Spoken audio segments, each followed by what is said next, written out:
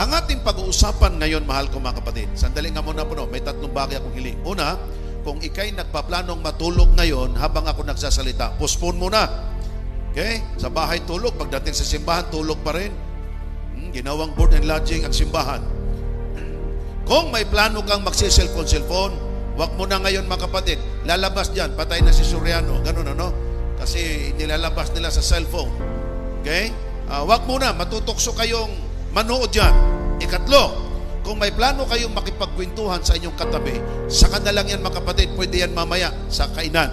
Ang ating gagawin, concentrate muna tayo sa salita ng Panginoon. Amen? Pagka tayo nananalangin, ang Diyos hindi nagdidisturbo sa atin. Pagka kayo nanalangin, kahit 10 oras pa, dire-diretso, walang Diyos po mga kapatid na haharangan ang iyong prayer. Ngayon, pagka ang Diyos ang magsalita, makinig naman tayo. Okay? So yun ang ating gagawin mga kapatid.